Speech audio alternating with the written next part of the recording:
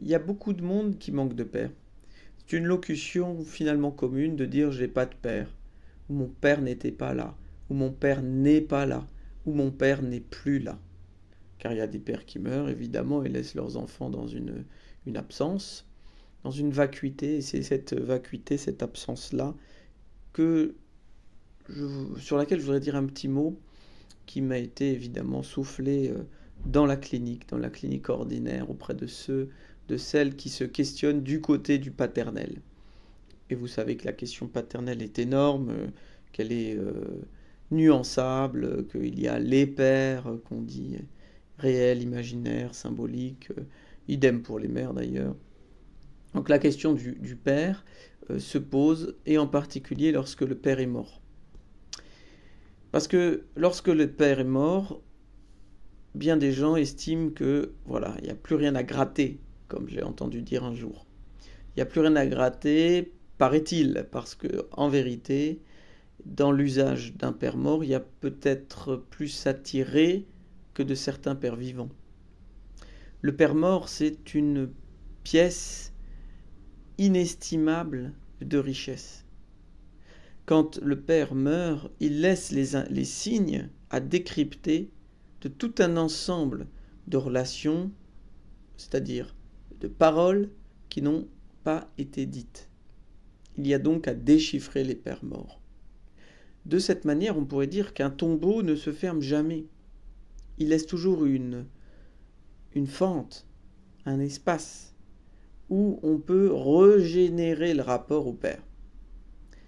Donc quand un père meurt, les choses ne sont pas finies, elles continuent sous une autre forme, sous une forme de la transmission. L'importance pour un père, c'est de lui, lorsqu'il meurt, de ne pas se cramponner, disons, à son cercueil, de sorte qu'il n'y aurait plus rien qui passe. C'est-à-dire de faire de leur cercueil un bunker. Au contraire, il faut laisser des indices pour que ceux qui suivent puissent continuer à comprendre, à recevoir. C'est-à-dire le laisser non pas une absence devant les autres, mais une trace, un passage possible. Et voilà que la chose est d'autant plus importante lorsque le père est vacant, par exemple, il est ailleurs, il est absent, et qu'il laisse par égoïsme rien, rien comme trace à interpréter pour ceux qu'il a laissés derrière lui. Et pourtant, voilà une qualité que les pères, qu'ils soient modernes ou anciens, dans l'ère patriarcale ou dans l'ère capitaliste ou néolibérale ou ce que l'on veut, l'important c'est que les pères fassent preuve, et les mères aussi, d'une certaine générosité. Une générosité symbolique de pouvoir donner un espace praticable aux enfants pour la transmission. Et en ces temps où on parle beaucoup de l'effondrement du symbolique, etc., enfin aujourd'hui depuis au moins 10 ou 15 ans, il y a beaucoup de publications à ce niveau-là, la fin des pères, on dit ça parfois, eh bien je voudrais m'inscrire un tout petit peu en faux vis-à-vis de tout ça, en rappelant une chose simple, c'est que Lacan a beaucoup promu son concept de nom du père, les noms du père. Qu'est-ce que c'est que les noms du père? C'est une chose très simple. C'est la possibilité pour les pères de transmettre un nom, d'être des agents de la nomination, d'être des agents de la transmission par la nomination.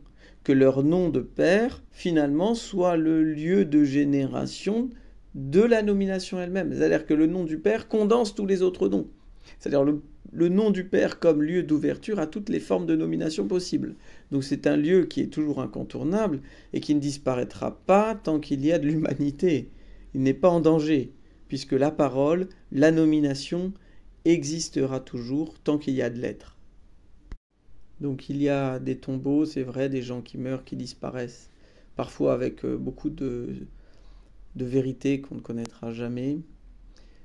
Mais l'espace, lui, de nomination est éternel.